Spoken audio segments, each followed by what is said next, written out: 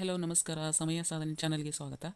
ಇವತ್ತು ಪ್ರತಿದಿನದಂತೆ ಇವತ್ತು ಕೂಡ ವಿಜ್ಞಾನದ ಬಹು ಆಯ್ಕೆ ಪ್ರಶ್ನೆಗಳನ್ನು ಮತ್ತು ಉತ್ತರಗಳನ್ನು ನೋಡ್ತಾ ಹೋಗೋಣ. ಬನ್ನಿ ತಡ ಮಾಡದೆ ನೋಡ್ತಾ ಹೋಗೋಣ. ಪ್ರಶ್ನೆ ನಂಬರ್ 1, ವಕ್ರತಾ ತ್ರಿಜ್ಯ ಮತ್ತು ಸಂಗಮ ದೂರಗಳ ಅನುಪಾತವು ಎಷ್ಟು ಅಂತ ಕೇಳಿದ್ದಾರೆ.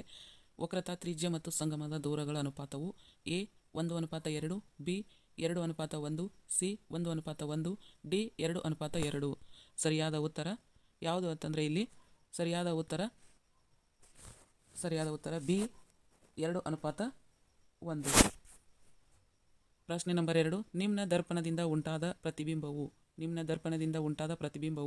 ಪ್ರಶ್ನೆ ನಂಬರ್ 2, ನಿಮ್ನ ದರ್ಪಣದಿಂದ ಉಂಟಾದ ಪ್ರತಿಬಿಂಬವು ಎ ಯಾವಾಗಲೂ ಸತ್ಯ ಪ್ರತಿಬಿಂಬ, ಬಿ ಯಾವಾಗಲೂ ಮಿಥ್ಯ ಪ್ರತಿಬಿಂಬ, ಸಿ ಯಾವಾಗಲೂ ಸತ್ಯ ಅಥವಾ ಮಿಥ್ಯ ಎರಡೂ ಆಗಿರಬಹುದು, ಡಿ ಪಾರ್ಶ್ವ ವಿಲೋಮವಾಗಿರುತ್ತದೆ. ಸರಿಯಾದ ಉತ್ತರ ಬಿ ಯಾವಾಗಲೂ ಮಿಥ್ಯ ಪ್ರತಿಬಿಂಬವಾಗಿರುತ್ತದೆ. ಪ್ರಶ್ನೆ ನಂಬರ್ 3, ಪಿನ ದರ್ಪಣದಿಂದ ಉಂಟಾದ ಪ್ರತಿಬಿಂಬವು ಎ ಸತ್ಯ ಮತ್ತು ಗಾತ್ರಗಳಲ್ಲಿ ಹೆಚ್ಚಾಗುತ್ತದೆ, ಬಿ ಸತ್ಯ ಹಾಗೂ ಚಿಕ್ಕದಾಗಿರುತ್ತದೆ, ಸಿ ಮಿಥ್ಯ ಹಾಗೂ ಗಾತ್ರದಲ್ಲಿ ದೊಡ್ಡದಾಗಿರುತ್ತದೆ, ಡಿ ಮಿಥ್ಯ ಹಾಗೂ ಗಾತ್ರದಲ್ಲಿ ಚಿಕ್ಕದಾಗಿರುತ್ತದೆ. ಸರಿಯಾದ ಉತ್ತರ ಮಿಥ್ಯ ಹಾಗೂ ಗಾತ್ರದಲ್ಲಿ ಚಿಕ್ಕದಾಗಿರುತ್ತದೆ. ಪ್ರಶ್ನೆ ನಂಬರ್ 4, ವಾಹನಗಳಲ್ಲಿ ಹಿಂಬದಿಯ ಕನ್ನಡಿಯಾಗಿ ಬಳಸುವ ದರ್ಪಣ. ಎ ಪಿನ ದರ್ಪಣ, ಬಿ ನಿಮ್ನ ದರ್ಪಣ, ಸಿ ಸಮತಲ ದರ್ಪಣ, ಡಿ ಅರೆಪಾರ ದರ್ಪಣ. ಸರಿಯಾದ ಉತ್ತರ ಎ ಪಿನ ದರ್ಪಣ. ಪ್ರಶ್ನೆ ನಂಬರ್ 5, ಸಮತಲ ದರ್ಪಣದಿಂದ ಉಂಟಾದ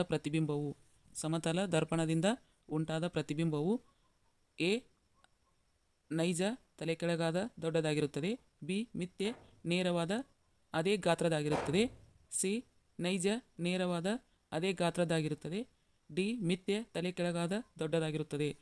ಇಲ್ಲಿ ಸರಿಯಾದ ಉತ್ತರ ಬಿ ಮಿಥ್ಯೆ ನೇರವಾದ ಅದೇ ಗಾತ್ರದಾಗಿರುತ್ತದೆ.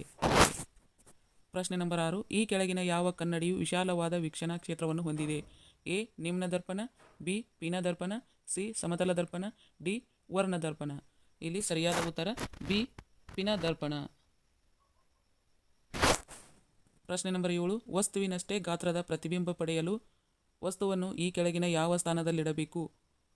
ಎ ವಕ್ರತಾ ಕೇಂದ್ರದಿಂದ ಆಚೆ, ಬಿ ವಕ್ರತಾ ಕೇಂದ್ರದಲ್ಲಿ, ಸಿ ವಕ್ರತಾ ಕೇಂದ್ರ ಮತ್ತು ಸಂಗಮ ಬಿಂದುಗಳ ನಡುವೆ, ಡಿ ಸಮಗಮ ಬಿಂದುವಿನಲ್ಲಿ. ಸರಿಯಾದ ಉತ್ತರ ಬಿ ವಕ್ರತಾ ಕೇಂದ್ರದಲ್ಲಿ.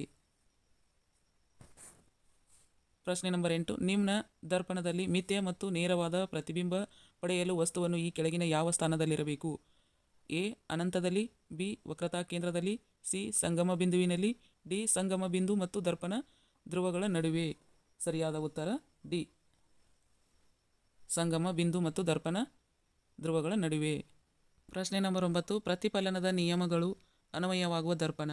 ನಿಮ್ನ ದರ್ಪಣ, ಬಿ ಸಮತಲ ದರ್ಪಣ, ಸಿ ಪಿನ ದರ್ಪಣ, ಡಿ ಎಲ್ಲ ರೀತಿಯ ದರ್ಪಣಗಳು. ಸರಿಯಾದ ಉತ್ತರ ಎಲ್ಲ ರೀತಿಯ ದರ್ಪಣಗಳು. ಪ್ರಶ್ನೆ ನಂಬರ್ 10, ನಕ್ಷತ್ರಗಳು ಮಿನುಗುವ ವಿದ್ಯಮಾನವು ಈ ಕೆಳಗಿನ ಯಾವ ವಿದ್ಯಮಾನಕ್ಕೆ ಉದಾಹರಣೆಯಾಗಿದೆ. ಎ ಪ್ರತಿಫಲನ, ಬಿ ವಕ್ರೀಭವನ, ಸಿ ವರ್ಣ ವಿಭಜನೆ, ಡಿ ಆಂತರಿಕ ಪ್ರತಿಫಲನ. ಸರಿಯಾದ ಉತ್ತರ ಬಿ ವಕ್ರೀಭವನ. ಪ್ರಶ್ನೆ ನಂಬರ್ 11, ಒಂದು ಮಾಧ್ಯಮದಿಂದ ಸಾಂದ್ರತೆಯಲ್ಲಿ ವ್ಯತ್ಯಾಸವಿರುವ ಮತ್ತೊಂದು ಮಾಧ್ಯಮಕ್ಕೆ ಬೆಳಕು ಪ್ರವೇಶಿಸಿದಾಗ ತನ್ನ ಚಲನೆಯ ದಿಕ್ಕನ್ನು ಬದಲಾಯಿಸುವ ವಿದ್ಯಮಾನ. ಎ ಪ್ರತಿಫಲನ, ಬಿ ವಕ್ರೀಭವನ, ಸಿ ವರ್ಣ ವಿಭಜನೆ, ಡಿ ಮರೀಚಿಕೆ. ಇಲ್ಲಿ ಸರಿಯಾದ ಉತ್ತರ ಬಿ ವಕ್ರೀಭವನ. ಪ್ರಶ್ನೆ ನಂಬರ್ 12, ಒಂದು ನಿಮ್ನ ದರ್ಪಣದ ಮುಂದೆ ಪ್ರತಿಬಿಂಬ ರೂಪುಗೊಂಡಾಗ ಪ್ರತಿಬಿಂಬದ ಅಂತರವು ಡ್ಯಾಶ್ ಮತ್ತು ದರ್ಪಣ ಹಿಂದೆ ಪ್ರತಿಬಿಂಬ ರೂಪುಗೊಂಡಾಗ ಡ್ಯಾಶ್ ಆಗಿರುತ್ತದೆ. ಎ ಧನಾತ್ಮಕ ಋಣಾತ್ಮಕ, ಬಿ ಧನಾತ್ಮಕ ಧನಾತ್ಮಕ, ಸಿ ಋಣಾತ್ಮಕ ಋಣಾತ್ಮಕ, ಡಿ ಋಣಾತ್ಮಕ ಧನಾತ್ಮಕ. ಇಲ್ಲಿ ಸರಿಯಾದ ಉತ್ತರ ಡಿ ಋಣಾತ್ಮಕ ಧನಾತ್ಮಕ. ಪ್ರಶ್ನೆ ನಂಬರ್ 13, ಬೆಳಕಿನ ವೇಗ ಡ್ಯಾಶ್ದಲ್ಲಿ ಅತಿ ಹೆಚ್ಚಾಗಿರುತ್ತದೆ. ಎ ಘನ, ಬಿ ದ್ರವ, ಸಿ ಅನಿಲ, ಡಿ ನಿರ್ವಾತ. ಸರಿಯಾದ ಉತ್ತರ ಡಿ ನಿರ್ವಾತ. ಪ್ರಶ್ನೆ ನಂಬರ್ 14. ಒಂದು ವಸ್ತುವಿನ ವರ್ಧನೆಯು 0.5 ಆಗಿರುವಾಗ ವಸ್ತುವಿನ ಗಾತ್ರ 5 ಸೆಂಟಿಮೀಟರ್ ಆಗಿದ್ದರೆ ಪ್ರತಿಬಿಂಬದ ಗಾತ್ರವು ಏನಾಗಿರುತ್ತದೆ? A 0.1 centimetre, B -0.1 centimetre, C 2.5 centimetre, D -2.5 centimetre. ಇಲ್ಲಿ ಸರಿಯಾದ ಉತ್ತರ ಬಿ -0.1 ಸೆಂಟಿಮೀಟರ್. ಪ್ರಶ್ನೆ ನಂಬರ್ 15. ಸಂಗಮ ಬಿಂದು 10 ಸೆಂಟಿಮೀಟರ್ ಇರುವ ಪಿನ ಮಸೂರದಿಂದ 20 ಸೆಂಟಿಮೀಟರ್ ಅಂತರದಲ್ಲಿ ವಸ್ತುವನ್ನು ಇಟ್ಟಾಗ ಪ್ರತಿಬಿಂಬವು ಏನಾಗಿರುತ್ತದೆ? ಎ ಸತ್ಯ ಮತ್ತು ದೊಡ್ಡದಾಗಿರುತ್ತದೆ, ಬಿ ಸತ್ಯ ಮತ್ತು ಚಿಕ್ಕದಾಗಿರುತ್ತದೆ, ಸಿ ಸತ್ಯ ಮತ್ತು ವಸ್ತುವಿನಷ್ಟೇ ಗಾತ್ರದಾಗಿದೆ, ಡಿ ಮಿಥ್ಯೆ ಮತ್ತು ವಸ್ತುವಿನಷ್ಟೇ ಇದೆ. ಇಲ್ಲಿ ಸರಿಯಾದ ಉತ್ತರ ಸತ್ಯ ಮತ್ತು ವಸ್ತುವಿನಷ್ಟೇ ಗಾತ್ರದಾಗಿರುತ್ತದೆ. ಪ್ರಶ್ನೆ ನಂಬರ್ 16. ಈ ಕೆಳಗಿನ ಯಾವ ಮಾಧ್ಯಮದಲ್ಲಿ ಬೆಳಕು ಅತಿ ಹೆಚ್ಚು ವೇಗದಲ್ಲಿ ಚಲಿಸುತ್ತದೆ? ಎ ಗಾಳಿ, ಬಿ ನೀರು, ಸಿ ಎಣ್ಣೆ, ಡಿ ಗಾಜು. ಇಲ್ಲಿ ಸರಿಯಾದ ಉತ್ತರ ಎ ಗಾಳಿ. ಪ್ರಶ್ನೆ ನಂಬರ್ 17. ಈ ಕೆಳಗಿನವುಗಳಲ್ಲಿ ಕೇಂದ್ರೀಕರಿಸುವ ಮಸೂರ ಯಾವುದು? ಎ ನಿಮ್ನ ಮಸೂರ, ಬಿ ಪಿನ ಮಸೂರ, ಸಿ ದಪ್ಪ ಮಸೂರ, ಡಿ ದ್ವಿನಿಮ್ನ ಮಸೂರ. ಸರಿಯಾದ ಉತ್ತರ ಪಿನ ಮಸೂರ. ಪ್ರಶ್ನೆ ನಂಬರ್ 18. ಕನ್ನಡಿಯ ಹಿಂದೆ ಮೂಡುವ ಪ್ರತಿಬಿಂಬ. ಎ ಯಾವಾಗಲೂ ಸತ್ಯ ಪ್ರತಿಬಿಂಬ, ಬಿ ಒಮ್ಮೆಮ್ಮೆ ಸತ್ಯ ಪ್ರತಿಬಿಂಬ, ಸಿ ಯಾವಾಗಲೂ ಮಿಥ್ಯ ಪ್ರತಿಬಿಂಬ, ಡಿ ಒಮ್ಮೆಮ್ಮೆ ಮಿಥ್ಯ ಪ್ರತಿಬಿಂಬ. ಇಲ್ಲಿ ಸರಿಯಾದ ಉತ್ತರ ಸಿ ಯಾವಾಗಲೂ ಮಿಥ್ಯ ಪ್ರತಿಬಿಂಬ. ಪ್ರಶ್ನೆ ನಂಬರ್ 19. ಪತನ ಕೋನ ಮತ್ತು ಪ್ರತಿಫಲನ ಕೋನಗಳ ಸಂಬಂಧ. ಎ ಪತನ ಕೋನ ಪ್ರತಿಫಲನ ಕೋನ, ಸಿ ಪತನ ಕೋನ ಪ್ರತಿಫಲನ ಕೋನ, ಸಿ ಪತನ ಕೋನ ಸರಾಸರಿ ಐತಿದ ಪ್ರತಿಫಲನ ಕೋನ, ಡಿ ಪತನ ಕೋನ ಪ್ಲಸ್ ಪ್ರತಿಫಲನ ಕೋನ = 180 ಡಿಗ್ರಿ. ಇಲ್ಲಿ ಸರಿಯಾದ ಉತ್ತರ ಪತನ ಕೋನ = ಪ್ರತಿಫಲನ ಕೋನ. ಪ್ರಶ್ನೆ ನಂಬರ್ 20. ದಂತ ವೈದ್ಯರು ಹಲ್ಲುಗಳ ದೊಡ್ಡ ಚಿತ್ರ ನೋಡಲು ಯಾವ ಮಸೂರವನ್ನು ಬಳಸುತ್ತಾರೆ? ಎ ನಿಮ್ನ ಮಸೂರ ಬಳಸುತ್ತಾರೆ, ಬಿ ಪಿನ ಮಸೂರ ಬಳಸುತ್ತಾರೆ, ಸಿ ನಿಮ್ನ ಮಸೂರ ಬಳಸುತ್ತಾರೆ, ಡಿ ಪಿನ ದರ್ಪಣ ಬಳಸುತ್ತಾರೆ. ಇಲ್ಲಿ ಸರಿಯಾದ ಉತ್ತರ ನಿಮ್ನ ಮಸೂರ ಬಳಸುತ್ತಾರೆ. ಪ್ರಶ್ನೆ ನಂಬರ್ 21. ವರ್ಣ ವಿಭಜನೆಯಲ್ಲಿ ಅತಿ ಹೆಚ್ಚು ಬಾಗುವ ವರ್ಣ. ಎ ಕೆಂಪು, ಬಿ ಹಳದಿ, ಸಿ ನೀಲಿ, ಡಿ ನೇರಳೆ.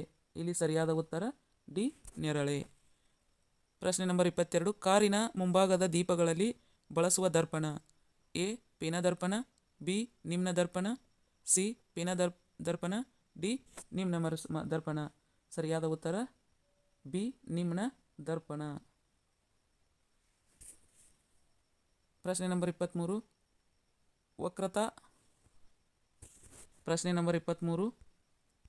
ವಕ್ರತಾ ತ್ರಿಜ್ಯ ಮತ್ತು ಸಂಗಮ ದೂರ. ವಕ್ರತಾ ತ್ರಿಜ್ಯ r ಮತ್ತು ಸಂಗಮ ದೂರ f ಸಂಬಂಧ. A r = 2f, B r =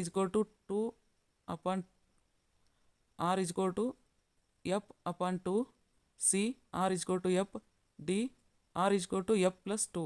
ಇಲ್ಲಿ ಸರಿಯಾದ ಉತ್ತರ ಎ r = 2f. ಪ್ರಶ್ನೆ ನಂಬರ್ 24. ಮಸೂರದ ಸಂಗಮ ದೂರವನ್ನು ದ್ವಿಗುಣಗೊಳಿಸಿದರೆ ಮಸೂರದ ಶಕ್ತಿಯು ಎ ಅರ್ಧದಷ್ಟಾಗಿರುತ್ತದೆ, ಬಿ ದ್ವಿಗುಣಗೊಳ್ಳುತ್ತದೆ, ಸಿ ಹಾಗೆಯೇ ಇರುತ್ತದೆ, ಡಿ 4 ಬಾರಿ ಹೆಚ್ಚುತ್ತದೆ. ಇಲ್ಲಿ ಸರಿಯಾದ ಉತ್ತರ ಎ ಅರ್ಧದಷ್ಟಾಗುತ್ತದೆ.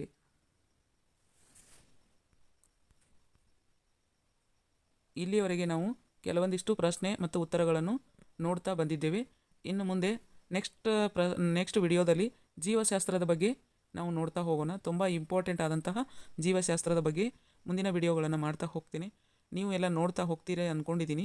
ಆಹಾರ ಮತ್ತು ಪೋಷಕಾಂಶಕ್ಕೆ ಸಂಬಂಧಿಸಿದ ಕಲಿಕಾಂಶಗಳು ತುಂಬ ಪ್ರಶ್ನೆಗಳು ಬರ್ತಾ ಇದ್ದಾವೆ. ಯಾಕಂದರೆ ಇಲ್ಲಿ PSTRಗೆ EVS ಮಿಕ್ಸಪ್ ಇರುತ್ತೆ. ಹಾಗಾಗಿ ಇಲ್ಲಿ EVSಗೆ ಬೇಕಾದಂತಹ ತುಂಬ ಪ್ರಶ್ನೆಗಳು ಜೀವಶಾಸ್ತ್ರದಲ್ಲಿ ಬರ್ತವೆ. ಇಲ್ಲಿವರೆಗೆ ನಾನು ಹೇಳಿರುವಂಥ ಪ್ರಶ್ನೆಗಳು PSTRಗೆ ಕಡಿಮೆ ಬರಬಹುದು.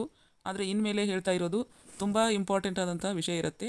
ಇನ್ನು ಮುಂದೆ ತುಂಬ ಇಂಪಾರ್ಟೆಂಟ್ ಆದಂಥ ವಿಷಯವನ್ನು ಹೇಳ್ತಾ ಹೋಗ್ತೇನೆ. ನೀವು ಎಲ್ಲ ನೋಡ್ತಾ ಹೋಗ್ತೀರಾ ಅಂದ್ಕೊಂಡಿದ್ದೀನಿ. ಯಾರು ನಮ್ಮ ಚಾನಲನ್ನು ಸಬ್ಸ್ಕ್ರೈಬ್ ಮಾಡದೆ ನೋಡ್ತಾ ಹೋಗ್ತೀರಾ, ಹಾಗೆಲ್ಲ ಮಾಡದೆ ಎಲ್ಲರೂ ತಡ ಮಾಡದೆ ಸಬ್ಸ್ಕ್ರೈಬ್ ಮಾಡಿಕೊಂಡು ಮತ್ತು ಒಂದು ಲೈಕ್ ಕೊಟ್ಟು ಒಂದು ಮೆಸೇಜ್ ಮಾಡ್ತಾ ಹೋಗಿ. ಎಲ್ಲರಿಗೂ ಈ ವಿಡಿಯೋನ ಶೇರ್ ಮಾಡ್ತಾ ಹೋಗಿ. ಇದೇ ಥರ ಮುಂದೆ ನಾನು ಡೈಲಿ EVS ಮತ್ತು PSTRಗೆ ಸಂಬಂಧಪಟ್ಟಂತಹ ತುಂಬ ವಿಡಿಯೋಗಳನ್ನು ಹಾಕ್ತಾ ಹೋಗ್ತೇನೆ. ಫಸ್ಟು ನಾನು EVS ಹಾಕ್ತಾ ಹೋಗ್ತೇನೆ, ನಂತರ ಬೇರೆ ಬೇರೆ ಟಾಪಿಕ್ ಮೇಲೆ ಹಾಕ್ತಾ ಹೋಗ್ತೇನೆ. ಜಾಸ್ತಿ ಜನ ನೋಡಿದರೆ ನಮಗೂ ಕೂಡ ಹೆಲ್ಪ್ ಆಗುತ್ತೆ. ಯಾರು ನೋಡೋದೇ ಇಲ್ವಲ್ಲ, ಹಾಗಾಗಿ ಏನೂ ಗೊತ್ತಾಗೋದಿಲ್ಲ. ನೋಡ್ತಾ ಹೋಗಿ ಅಂತ ಹೇಳ್ತಾ, ಈಗ ನಿಮಗೆ ಕಾಣಿಸ್ತಾ ಇದೆ ಇಲ್ಲಿ ತುಂಬ ಇಂಪಾರ್ಟೆಂಟ್ ಆದಂತಹ ಜೀವಶಾಸ್ತ್ರದ ಟಾಪಿಕ್ ಇದೆ. ಮುಂದೆ ನಾನು ಹೇಳ್ತಾ ಹೋಗ್ತೇನೆ, ನೀವು ಕೂಡ ನೋಡ್ತಾ ಹೋಗಿ ಅಂತ ಹೇಳ್ತಾ, ಇಲ್ಲಿವರೆಗೆ ನಾನು ನಿಮಗೆ ವಿಡಿಯೋವನ್ನು ಮಾಡಿದ್ದೀನಿ. ನೀವು ನೋಡೋದು ಬಿಡೋದು ನಿಮಗೆ ಬಿಟ್ಟಿದ್ದು. ನೋಡ್ತೀರಿ ಅಂದ್ಕೊಂಡಿದ್ದೀನಿ. ನೋಡ್ತಾ ಹೋಗಿ ಅಂತ ಹೇಳ್ತಾ ಎಲ್ಲರಿಗೂ ಧನ್ಯವಾದಗಳು. Thank you.